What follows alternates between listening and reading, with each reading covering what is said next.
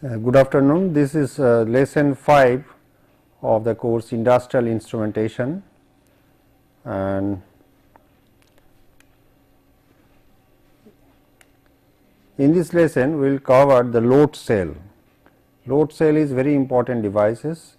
It is basically a mass measuring or weight measuring instrument or sensor, whatever you say, using the principle of strain gauges. You have seen that in the lesson 4 we have covered strain gauge in details. So, using the strain gauges, now you will see that how we can make a load measuring devices.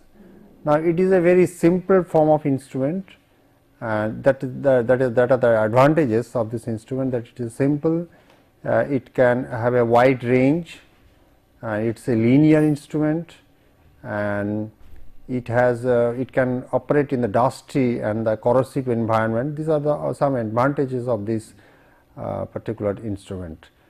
You can see if you move in a highway that there are load cells and weigh bridges, basically you will find where they used to take the weight of the truck or how much load the truck is actually carrying, they can find in the load cell.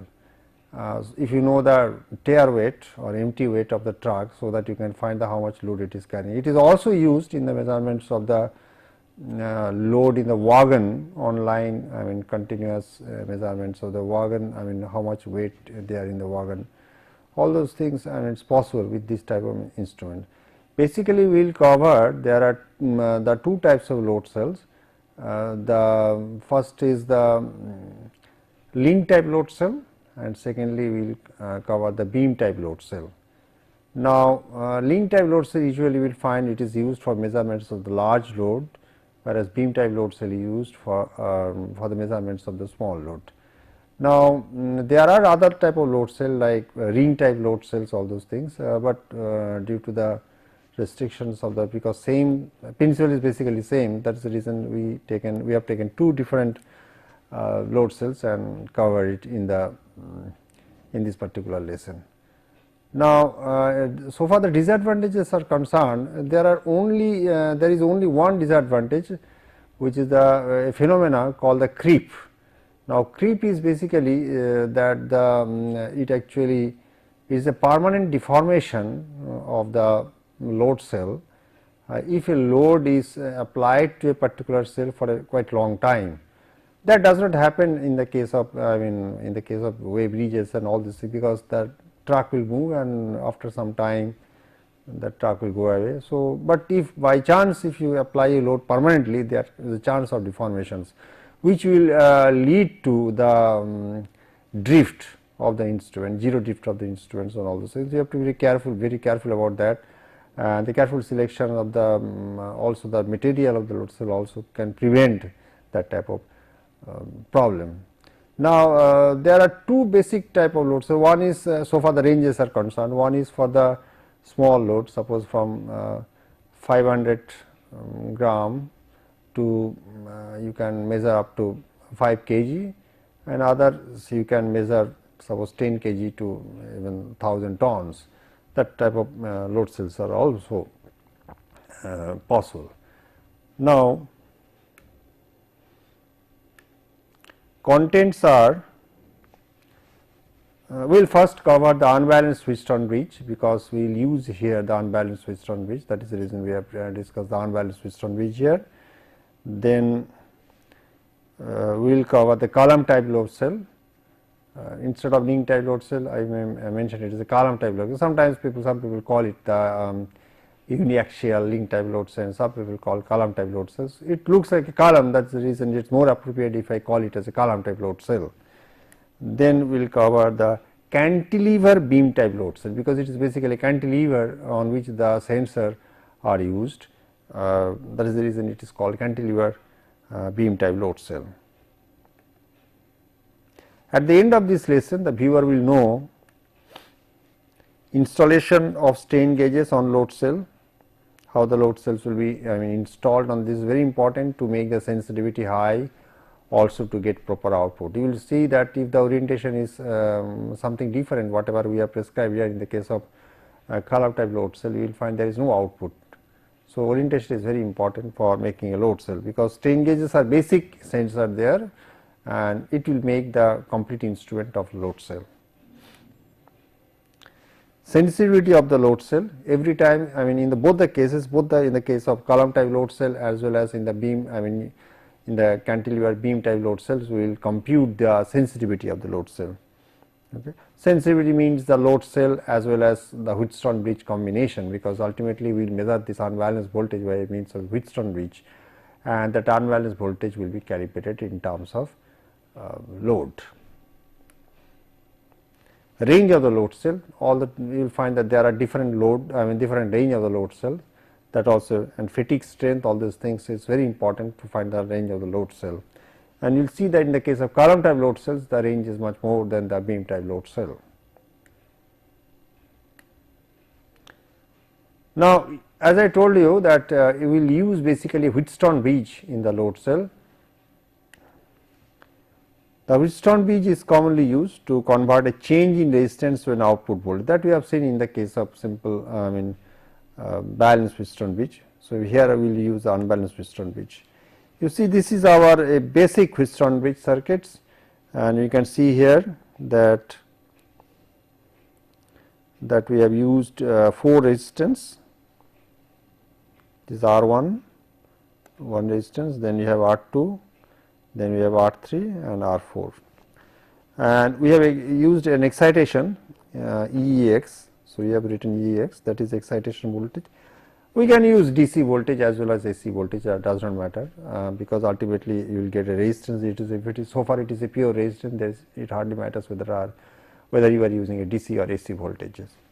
Here we have used a DC voltage, and this is the unbalanced voltage of the bridge. So, this voltage E naught will be calibrated in terms of the load, which actually we are going to measure by this instrument.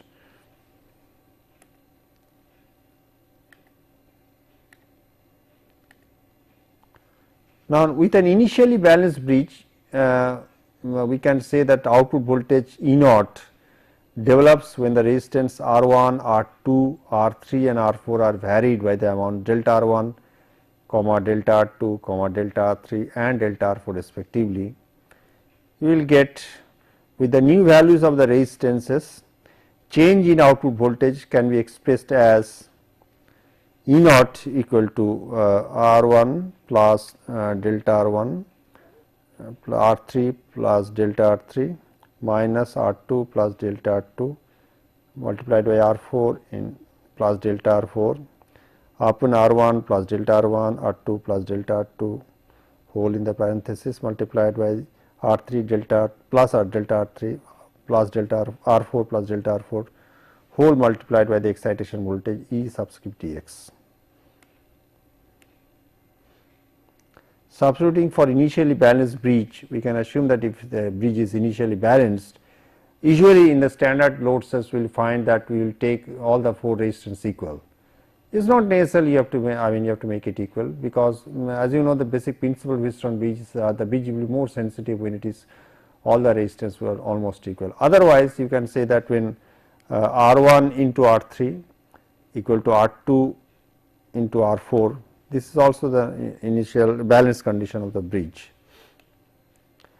Now, E naught output voltage or unbalanced voltage can be given by small r divided by 1 plus r whole square whole multiplied by delta R1 plus R1 minus delta R2 by R2 plus delta R3 by R3 and delta R4 by R4 into Ex, E subscript Ex. This is equation number 1.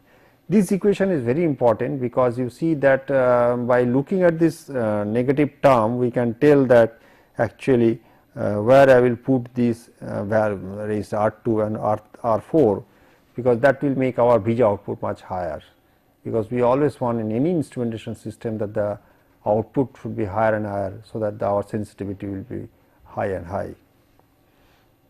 And where small r equal to R2 by R1. So, if all the resistance are initially equal, that means R1 equal to R2 equal to R3 equal to R4. So, in that type of situation, this will be simply 1, right. Now, you may say that if I use I mean we have used 3 bridges, I mean 4 bridges, 4 resistance, I can use 1 resistance also in the case of Wheatstone bridge. However, suppose I have a I mean I can simply use a, so instead of using 4 gauges, I can use only 1 gauges also. Suppose this is R1, this is R2, this is R3, this is R4. So, if these are the, if R1 is the basic, I mean the our strain gauges, suppose R2, R3, R4 are the fixed resistance, in that situation you will find that all these terms, that means delta R2 by R2, delta R3 by R3, delta R4 by R4 all will be 0, right. So, our output will be E naught equal to delta R1 by R1 multiplied by 1 by 4 into Ex, E subscript Ex. So, you can see that if I use 4 bridges, so I can make the sensitivity almost 4 times. You will find that this is very much true. Now, let us derive this equation, that means the equation number 1, how we got it actually, this equation, that is very important equations of unbalanced Wheatstone bridge. So, let us derive that.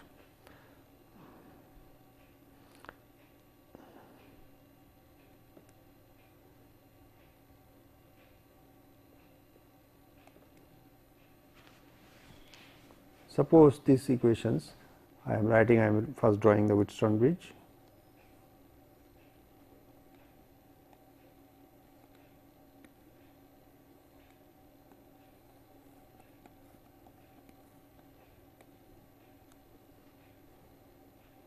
This is R1,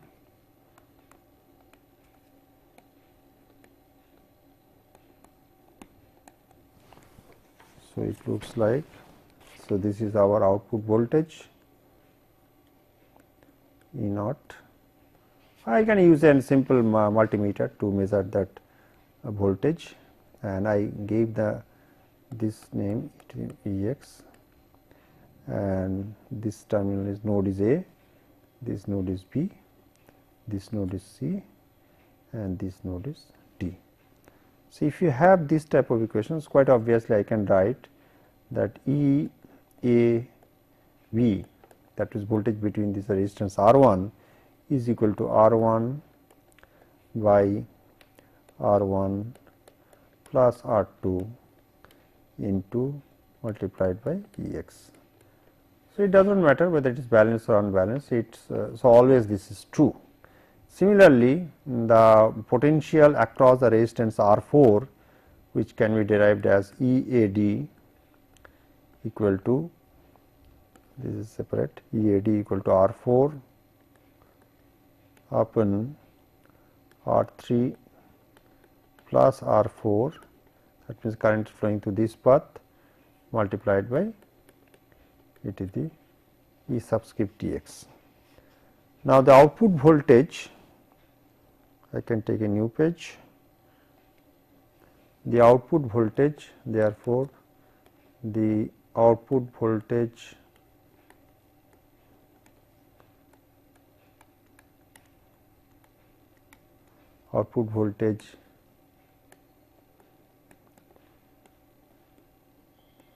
Vd equal to EAB minus EAD,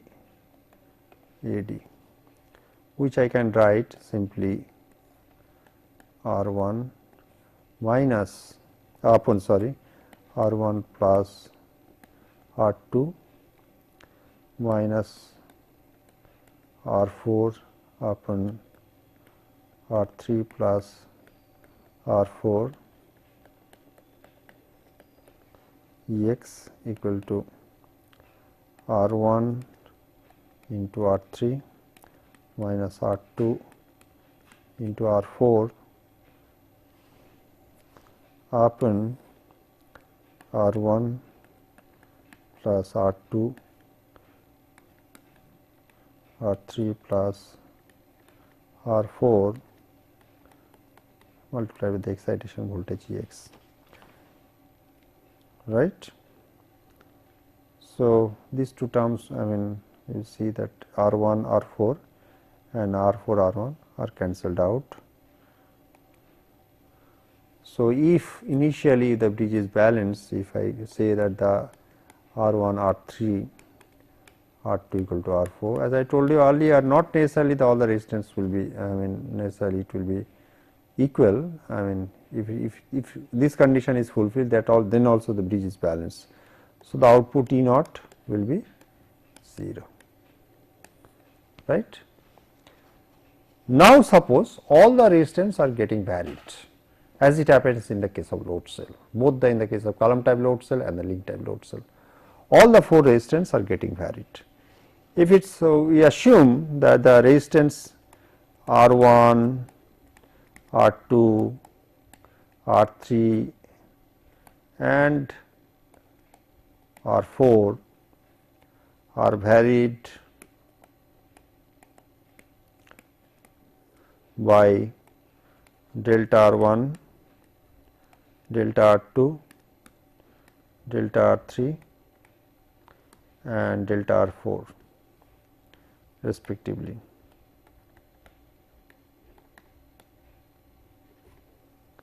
So, my output voltage will look like, you see, E naught will be equal to R1 plus delta R1 multiplied by R3 plus delta R3 minus R2 plus delta R2 R4 plus delta R4 upon R1 plus delta R1, sorry, this is I don't know.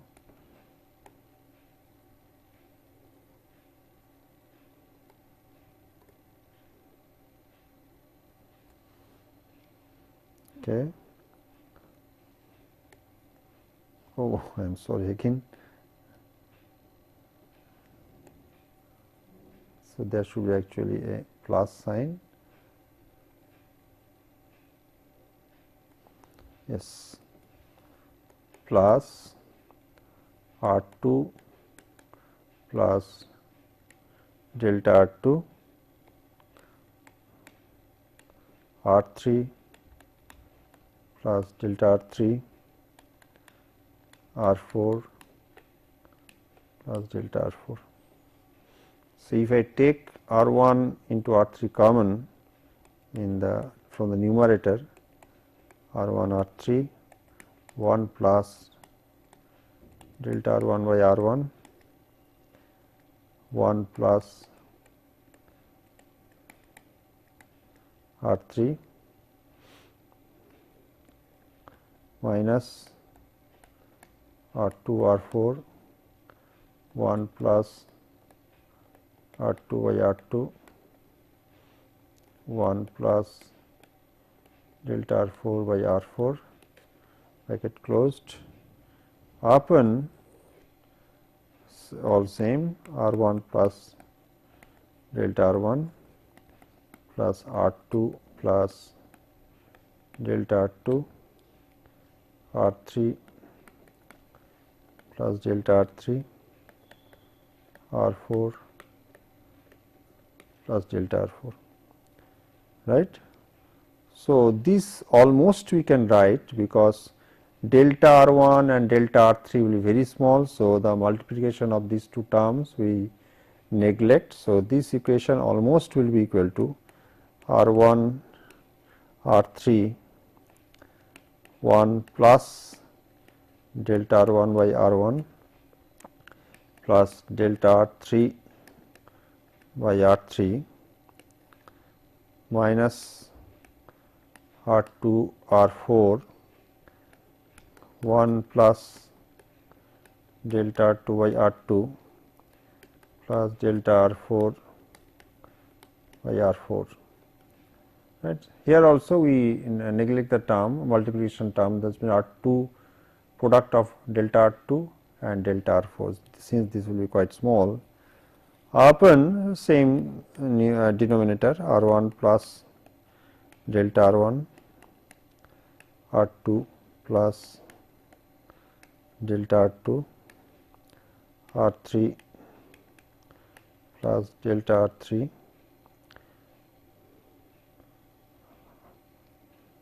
plus R4 plus delta R4, clear. So, R1 R3 1 plus, okay, yes, take a new page again. So, since the bridge is balanced, we can write R1 R3, initially the bridge is balanced, R2 R4 initially,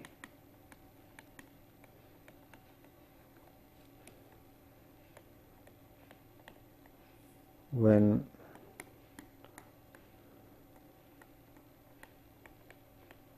bridge is balanced, I can write the expression output E naught will be equal to R1 R3 delta R1 by R1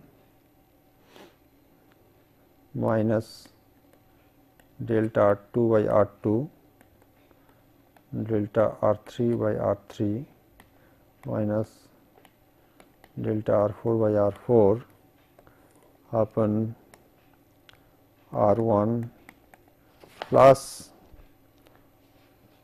R2 multiplied by R3 plus R4.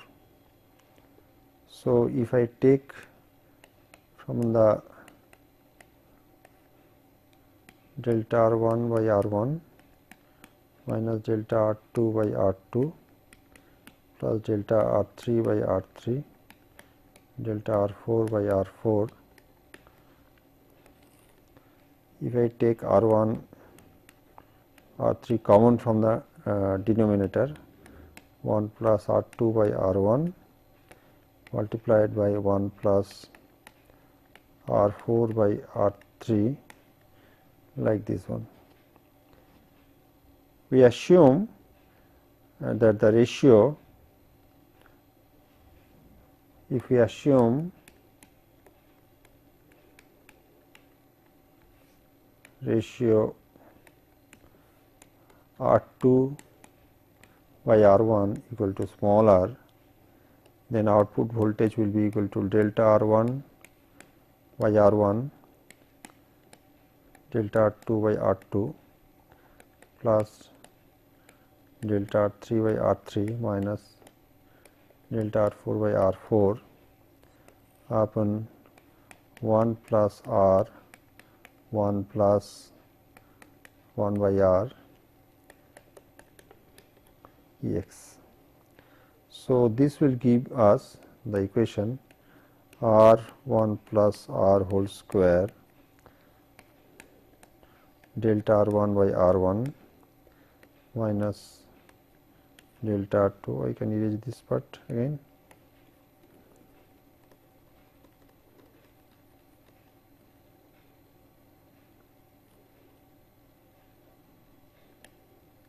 So, it will be delta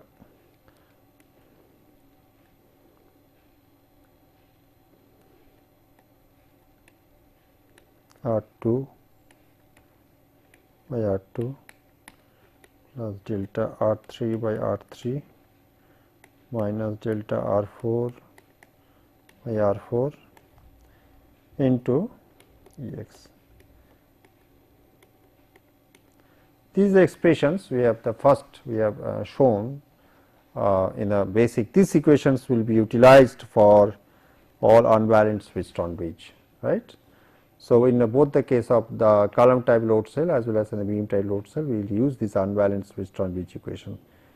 And it depends, as you know, that if you make only 2 gauges, in that case delta R3 and delta R4 by R4 can be cancelled out. I mean, you can use a fixed resistance. In that case, our output will be obviously less, but if you use 4 gauges, you will get temperature compensation as well as the output will be more. As you know, for in the Wheatstone bridge, to make that, because strain gauge is basically very temperature sensitive, since it is a resistance changes with temperature. But we want that the resistance will change only when we will apply the load to that load cell. So, the temperature effect should be nullified. For that reasons, we have used that ambient temperature compensation scheme. So, for ambient temperature compensation, at least I need 2 gauges. One gauge can be active, other gauge can be passive also, that means it can be dummy, even though it is made of strain gauges, but that may not be subjected to load.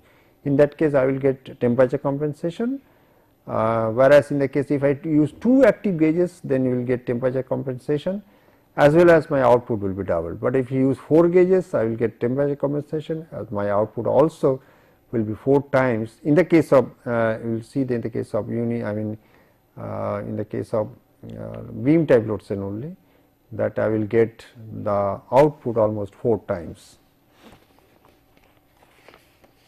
Now, let us go back to our. So, this was our final expressions we have seen, right.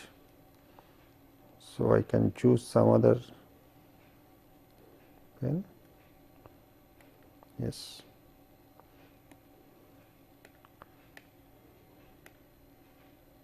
Now, column type load cell, a simple uniaxial column type load cell is shown in figure 5.2.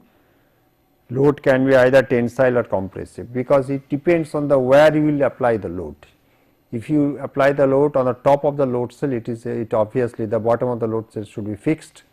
So, in that case it is a compressive load, whereas if you suspend the load from the bottom of the our load cell, that means our column type load cell, it will be a load of elongation. So, in that case it is not more a compressive load, it is a load of elongation. So, that is the reason we call it either tensile. It does not matter, our expression, final expressions of the Wheatstone bridge will remain same. The strain gauges 1 and 3 will show are subjected to axial strain, and gauges 2 and 4 subjected to the transverse strain. You see that this is a column type load cell, which is figure 2. Now, you see here that, let me take a pen. Yes. You see here this strain gauge, here this strain gauge, it is shown like this one, whereas this is shown like. So, these strain gauges, and there is similarly there is another, because if you take, there are 4 faces of a load cell, and this load cell, it appears that it is subjected to the tensile load, okay, or elongations. Now, what will happen, you see that in this case this load cell will be subjected to axial strain. Now, there are similarly there you will find the other side, because there are 4 pages and you cannot see the faces 3 and 4 of this strain of this load cell. So, in the faces 3 also, that is the back side of this one, also there is another strain gauges which is subjected to axial strain, whereas gauge number 4 will be subjected to the transverse strain, right. And this is axial, that is the reason we call it axial strain. This is resistance R1, R2, R3 and R4. This is subjected to axial strain, this is subject to transverse strain. Gauge number 3 again is subjected to axial strain, and gauge number 4 will be subjected to transverse strain. Now, orientation of the gauges, this is like this will be like this. So, other side, that means on the face 3, so it will be axial, so it will again up, that means it will look like this, whereas in the case of gauge it is a 3, in the case of gauge 4, so it will look like this, right. So, this will be subject to transverse strain, and whereas this will be subjected to tensile strain, because these are all, since as shown in the figure, so it is subjected to tension, so it will be tensile strain, right. And now we have put in a Wheatstone which looks like this one. Now, see what is very interesting factor, that if I put all the strain gauges in the axial direction, then what will happen? If I put all the strain gauges, that means this gauge number 2, gauge number 1, gauge number 2, gauge number 3, suppose all are subjected to axial strain, then what will happen? Interestingly, we will find the output will be identically 0, is not it? You can apply in our Wheatstone bridge, unbalanced Wheatstone bridge equations, equation number 1 probably, So, we will find that the output will be 0, that we do not want. That is the reason we have changed the orientation of the gauges, whereas in the case of beam type cantilever beam type load cell, you will find the all the gauges are in the same directions, all are subjected to axial. Obviously, 2 will be compressive and 2 will be under tensile load. If it is there, so I can say that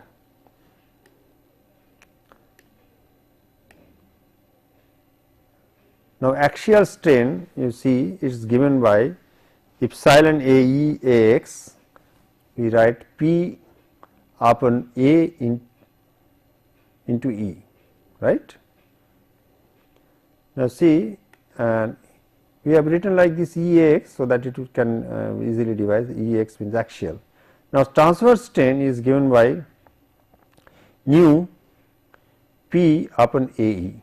Now, what are those legends? Let us look at, where A is the cross sectional area of the link. Okay, we have seen the link. So, the link looks like this, is not it?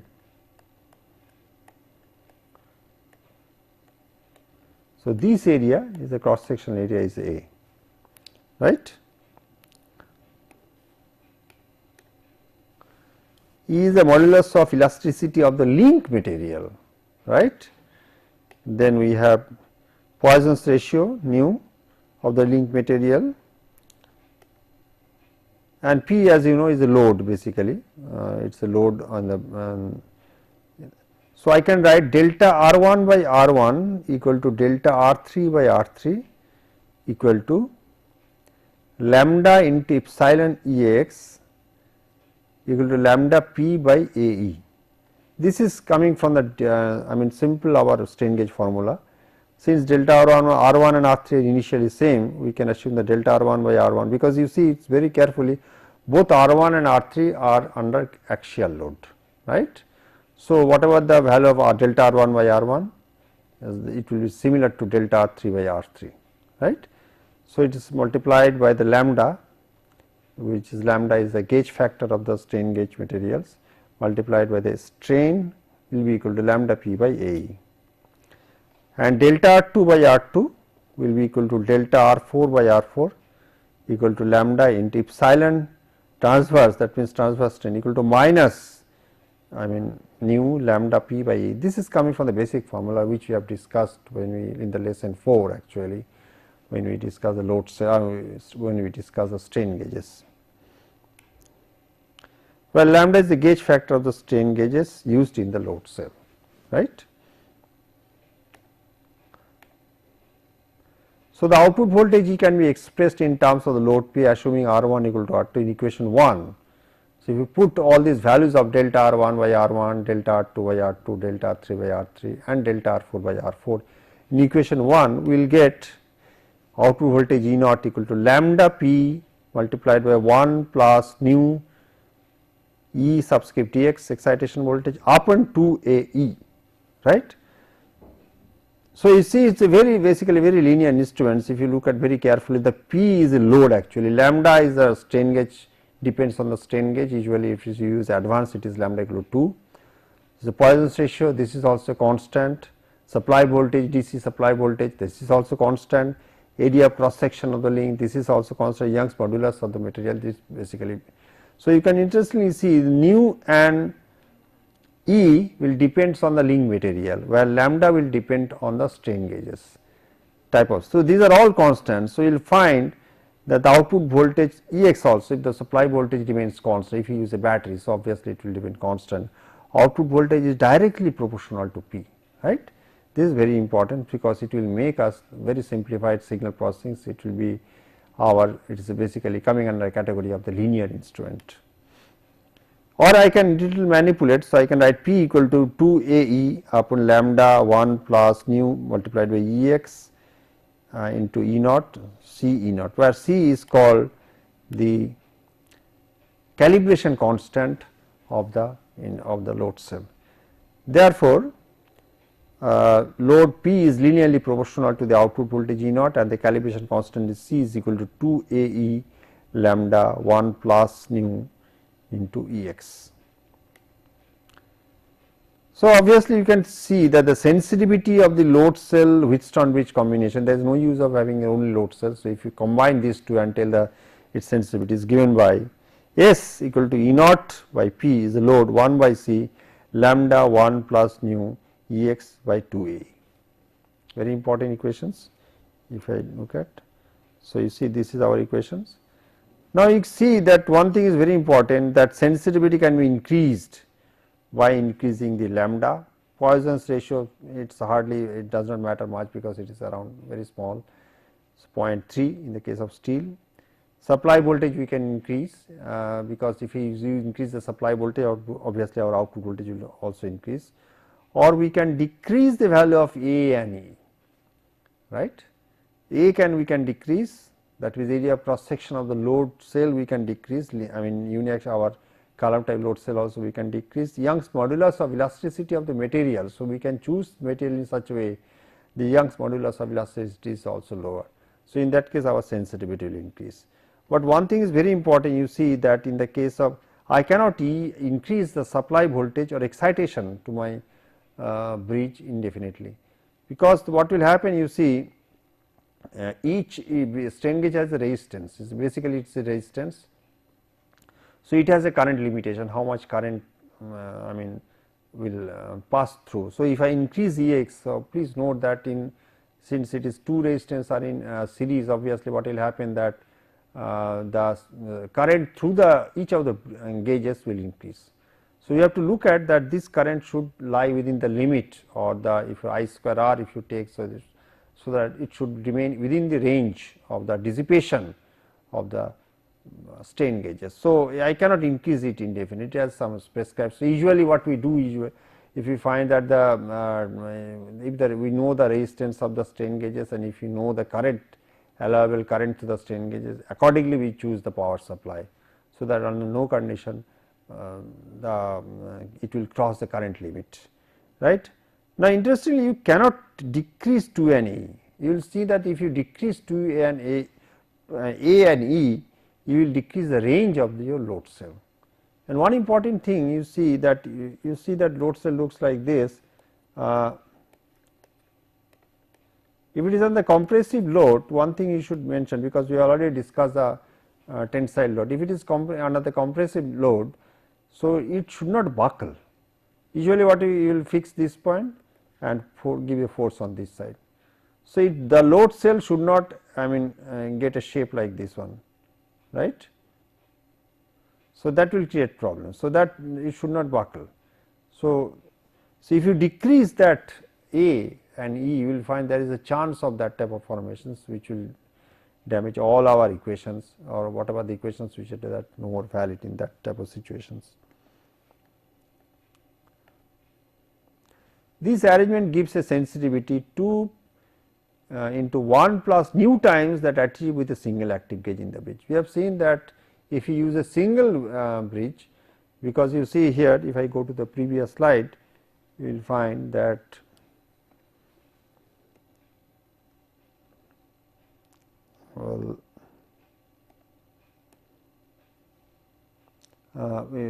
you can see that this one, that this 2 nu 2 into 1 plus nu times that achieved with a single active gauges, it is true, because in the case of single gauges, so you will find the sensitivity will be much lower, right.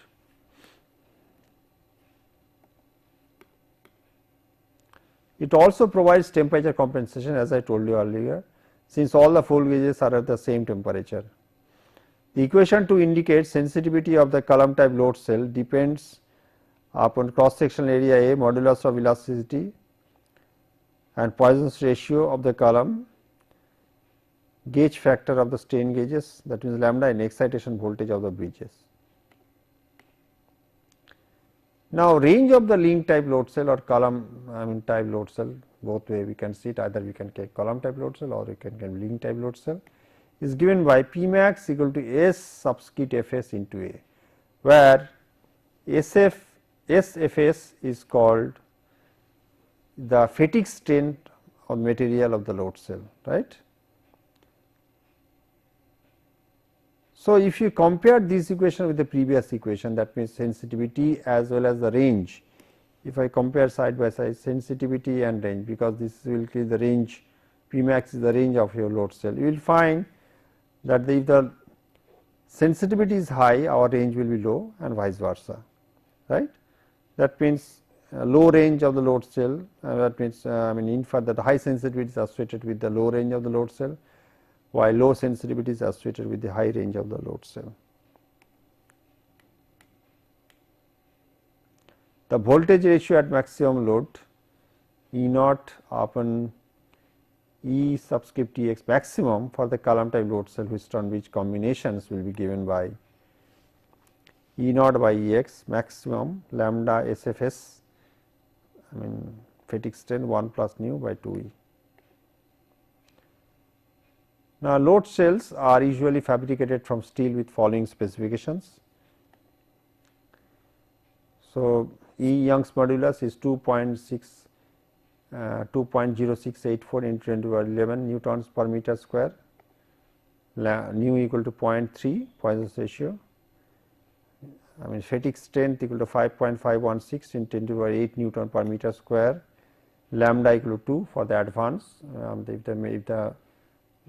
if the strain gauge is made of advance. So, the gauge factor will be 2. So, we have taken lambda equal to 2. In that situations, you will find that E naught by E x maximum is equal to 3.47 millivolt per volt, right. So, this is our expressions. Now, some important points. Now, see under the deflections of the column type load cells under the full load is of the order of 0.025 millimeter to 0.38 millimeter, extremely small, because it has a high stiffness, and therefore, natural frequency of the load cell is not very important. It will be determined by the force carrying elements such as wave bridges, because that itself carries, I mean a lot of its mass is much more higher than the load cell itself. So, frequency, all these things will be covered, will be determined by that platform itself. Now, some important features you see that to achieve the high accuracy, additional temperature compensations will be required as shown in the following figure. Some additional circuits is a modified Wheatstone bridge for additional temperature compensation will be necessary, because you will find it may happen that all the resistance may not have the same temperature coefficient of resistance. So, in that type of situation, so we have added, actually you will find very carefully only three resistance R x, R y and R z, probably all will be the, I mean varying sort of resistance. Okay. R x and R y are the temperature sensitivity resistors, and R x is the compensates slightly different temperature coefficient of resistances. R y, it is a non-temperature sensitive resistors, and it will provide desired sensitivity. I can control the sensitivity by that, and this is our cantilever beam type load cell that ends the previous ends the.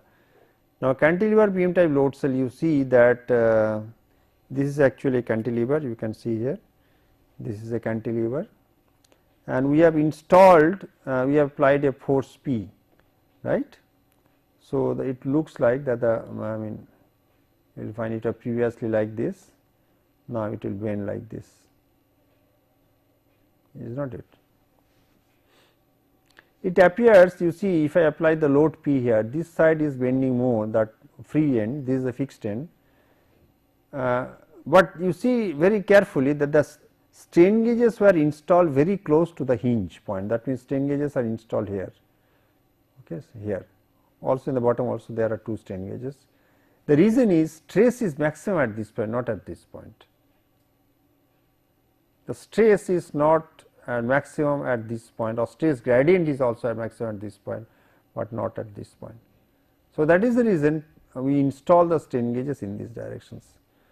Now, you see that here also we have used 4 strain gauges, 1 and 3 on the top and 2 and 4 at the bottom of the strain gauge. It cannot see from the top. So, 2 and 4 at the bottom of the strain gauges, bottom of this cantilever beam type load cell, right. So, you see that if I apply a force here at this point, okay, at the extreme end, the strain gauges 1 and 3 will be subjected to tensile load, whereas strain gauges 2 and 4 are subjected to compressive load, right. And we have taken a dimensions, that means this is width is W of the strain gauge of the this cantilever, height is H, and I am applying a force which is almost from the midpoint, if I take at a distance of x from the midpoint of the strain gauges. Okay. So, this is called the cantilever beam type load cell. Let us do the analysis. So, orientation of all strain gauges are in axial direction, this is more important. Okay. In the case of column type or link type load cell, we have seen that the gauge 1 and 3 are in axial directions, whereas gauge 2 and 4 are in the transverse directions, the orientations, whereas here all in axial direction. The gauges 2 and 4 on the bottom surface of the beam. The resistance of the gauges 1, 2, 3 and 4 is R. We assume that the R1, R2, R3 and R4 respectively. Moreover, in the unstrained conditions, R1 equal to R2 equal to R3 equal to R4. There is no force applied on this gauge. So, R1 equal to R2, R3 equal to R4, and gauge, interestingly, gauge 1 and 3 will be subjected to elongation, whereas gauge 1, 2 and 4 will be subjected to compression, because it is on the bottom, so it will be subjected to compression. This is our strain gauge circuits. You can see Ex, you see here. So, strain gauge R1, strain gauge 1, actually it should be sorry, on the parenthesis, and this will be like this one. Same excitation voltage we have given, and I am getting output voltage E naught, right. Now, you see that we have already seen that gauge 1 and 3 will be at the top, it will be subjected to the tensile load, whereas gauge 2 and 4 at the bottom surface of the cantilever beam, it is subjected to compressive load. If that is the situation, so I can see that I will get the load P produces a moment of P into X. So, the strain developed at the gauges are given by epsilon 1 equal to minus epsilon 2, since it is under elongation, this is under compression. So, these are same in magnitude if the initial value is same, but opposite in sign, equal to E 3 equal to minus E 4, 6 P x divided by E W h square, where W is the width of the cross section of the beam, H is the height of the cross section of the beam, and the change of resistance in the gauges will be given by, you see, change of resistance of the gauges will be given by delta R1 by R1 equal to minus delta R2 by R2 equal to delta R3 by R3 equal to minus delta R4 by R4 equal to 6 lambda Px by E W h square, which is equation number 4.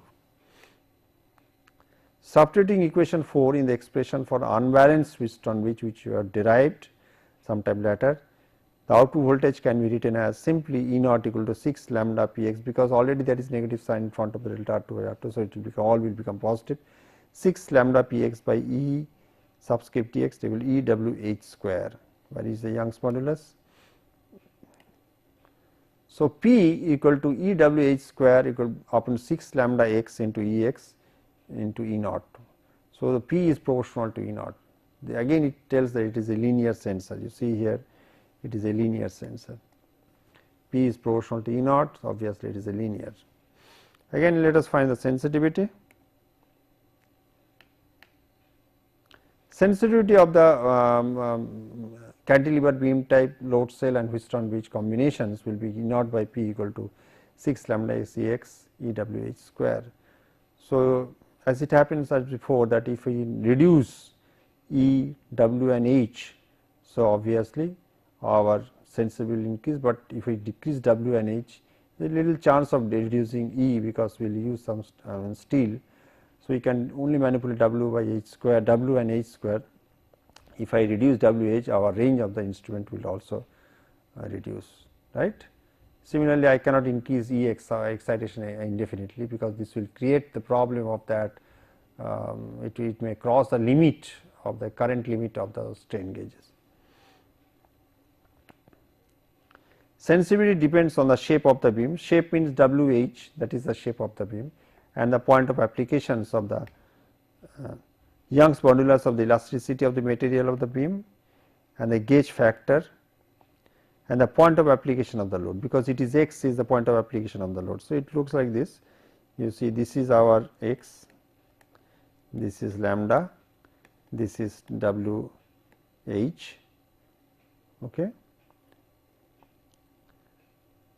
Sorry, this is WH, and we can take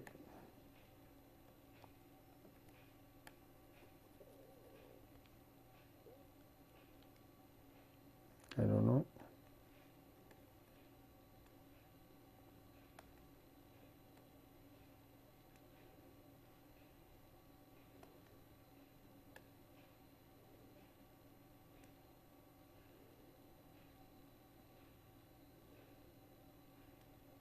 Yes, Young's modulus of elasticity. So, it actually basically will depend on E. So, it will depend on sorry.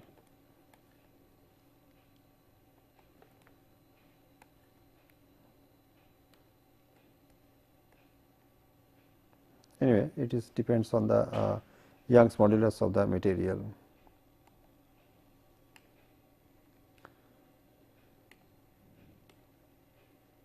The range of the cantilever beam for measurement of load is P max equal to SFS WH square by 6x, and this is the range. So, obviously, it depends on the fatigue factor, the voltage ratio at the maximum. So, you can see that it depends on the so many other points like fatigue factors and all these things. So, you can see here this will depends on all this WH and 6. So, voltage ratio at the maximum load is given by I am sorry. So, voltage ratio at maximum load is E naught upon E x max equal to lambda SFS by E. Now, there are, even though we discussed about the all the electrical load cells, there are pneumatic and hydraulic load cells are also there, even though not much in popular. There are Indian load cells, we call it Indian load cell. If you have add some factors on this one, it looks like that it can be formed by adding a microcontroller to a standard cell. So, you know the microcontrollers is basically, there are two types of microcontroller available. In many cases in instrumentations, you will find we use microcontrollers. Now, microcontrollers is nothing but a microprocessor, but with some additional peripheral chips built in. It is some sort of embedded systems also, because those peripheral chips are there. Now, one of the popular microcontroller, as you know, is 8051, which is basically an 8-bit microprocessors along with the